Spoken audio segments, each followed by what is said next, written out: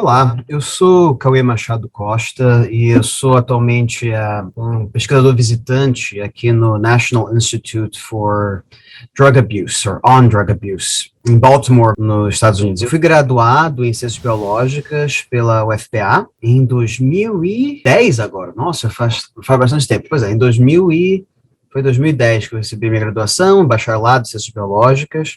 Bem, como eu falei, eu me graduei em Ciências Biológicas em 2010, e daí eu fui para a USP de Ribeirão Preto, para a Universidade de São Paulo, onde eu fiz o mestrado em Fisiologia, no Departamento de Fisiologia da Faculdade de Medicina. Então, eu me graduei do mestrado em 2012. Aí eu fui para a Alemanha, para Frankfurt, para um programa de doutorado chamado International Max Planck Research School for Neural Circuits, né, que é um programa de doutorado com foco internacional promovido pelo Instituto Max Planck para a pesquisa do cérebro, né, o Max Planck Institute for Brain Research. Fiz o doutorado lá por 5 anos, até 6 anos, né, final de 2012 até começo de 2018, e de lá eu vim para cá, para os Estados Unidos, fazer uma pós-doc no National Institute on Drug Abuse, que é parte do NIH, do National Institute of Health, que é a principal, não é uma universidade, é a principal agência do governo americano para o fomento e realização de pesquisa biomédica. Ok, então acho que essa é mais ou menos a minha história até agora. Bem, eu não gosto da metáfora de abrir portas, né, porque isso dá a entender de que como se houvesse uma porta fechada que você tem que abrir. E, na verdade, não é bem assim. Existe um caminho, você tem um objetivo, e, como qualquer pessoa no mundo, você tem que fazer aquilo que é necessário para você conseguir o objetivo. Nada está fechado a você. Você só tem certas coisas que você tem que cumprir, né? Mas como que eu fiz isso? Então, eu tinha decidido, já na reta final do meu mestrado, que eu queria fazer meu doutorado no exterior, e eu não queria ir para um programa sanduíche, ou um programa promovido pelo governo brasileiro, porque não se pode confiar no governo brasileiro. Então, eu procurei oportunidades também. Eu simplesmente procurei programas internacionais que eram abertos a pessoas de qualquer cidadania, né? E existem vários, diversos, dezenas, se não centenas, espalhados pelo mundo, né? Eu mandei diversas aplicações, né? Isso é importante, né? Esses são programas altamente competitivos, onde você vai estar competindo com pessoas de todo canto da Terra, então você não pode esperar que você vai mandar uma aplicação para o lugar dos seus sonhos e certamente você vai conseguir essa posição, né? Isso é uma receita para você se frustrar.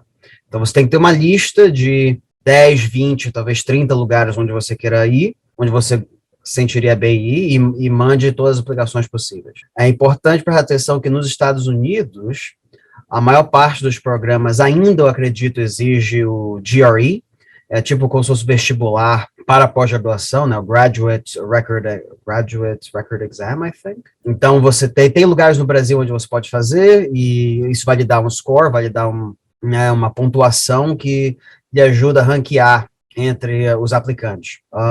Mas vários programas na Europa, principalmente na Europa, não exigem teste ou prova nenhum, né? Basicamente, você tem que ter uma carta de aplicação, uma carta de interesse, por que você quer ir para tal lugar, né? E você vê o que você já fez, sua experiência, e aí eles chamam para entrevista, e é basicamente a entrevista onde eles decidem se eles querem você ou não. Então, eu passei num programa de doutorado nos Estados Unidos, em Cornell, que precisava do GRE, e 2 programas na Europa onde não precisava. Eu acabei na França, na Escola de Paris de Neurociência, e um nesse programa do Max Planck. Aliás, o Instituto Max Planck tem diversos desses programas de doutorado, desse International Max Planck Research Schools. E, pelo menos a minha experiência foi excelente. Então, eu recomendaria bastante, se você quer fazer o doutorado. E tem diversos tipos de áreas, não só em neurociência. E outra coisa que às vezes você pode fazer é que alguns lugares, inclusive algumas universidades alemãs, você não tem programas estruturados de doutorado.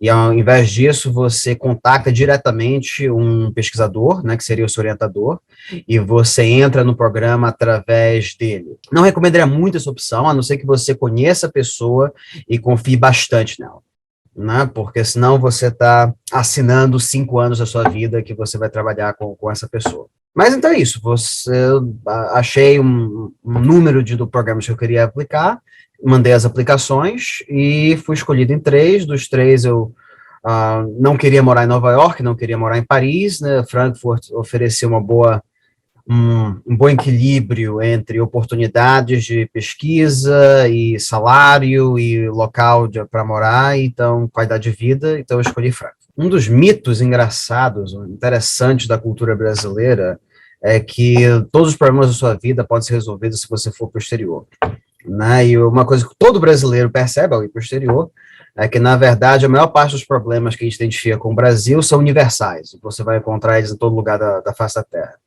E problemas que lhe dizem que não existem em outros países existem, e às vezes são piores do que no Brasil. E tem diversas outras coisas que você vai vivenciar quando você sair da sua zona de conforto, quando você sair do lugar onde você foi criado, onde você está acostumado, que vão impactar a sua qualidade de vida mais do que você imaginaria. Então, para mim, por exemplo, uma coisa que realmente me impactou adversamente foi o clima.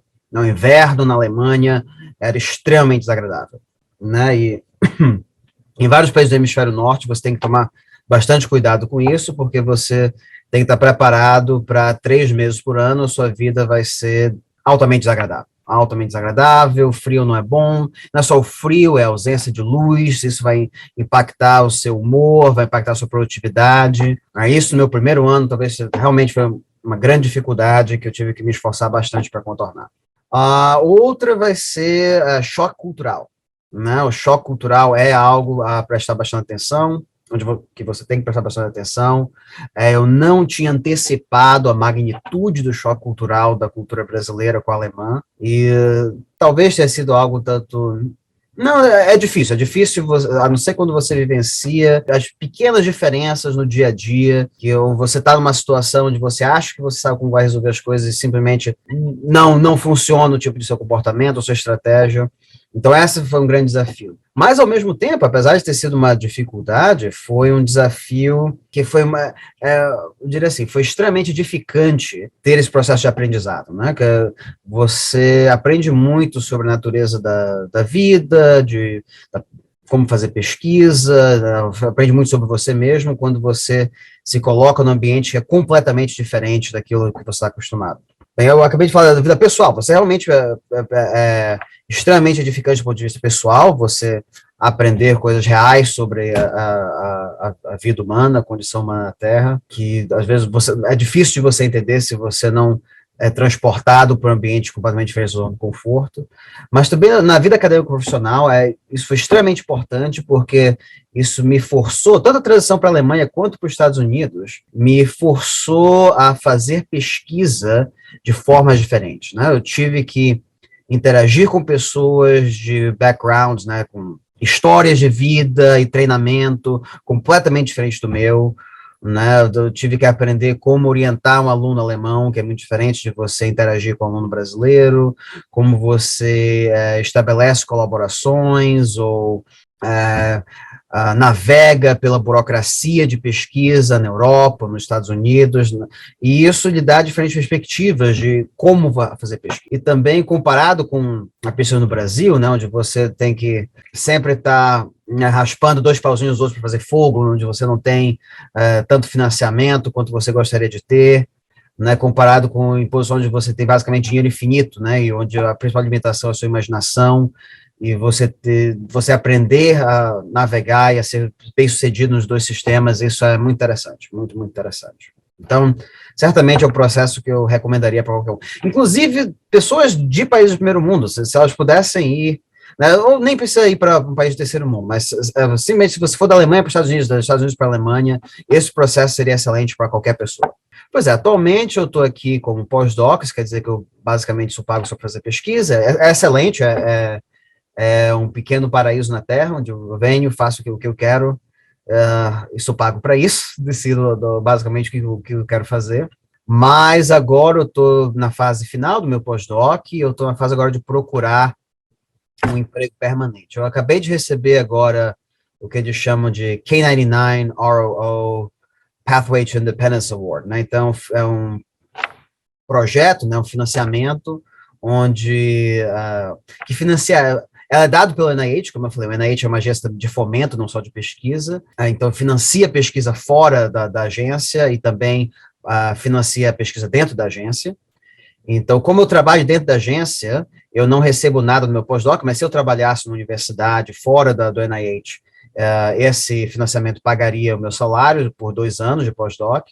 E o mais importante, ele paga para que eu inicie o meu próprio laboratório, caso eu seja contratado nos Estados Unidos, né? Então, é um financiamento de $250 mil por ano, por 3 anos, então, $750 mil por 3 anos, o que não é ruim. Então, agora eu estou no processo de aplicar para empregos e vendo se eu serei contratado ou não em alguma universidade americana. Mas, se tudo der certo, eu vou ser contratado, aí eu começaria o meu próprio laboratório, e aí tenho que recrutar os meus próprios alunos de doutorado e pós-doc. Então, quem tiver interessado, nos próximos 2, 3 anos, talvez possa procurar meu nome em algum lugar, se tudo der certo.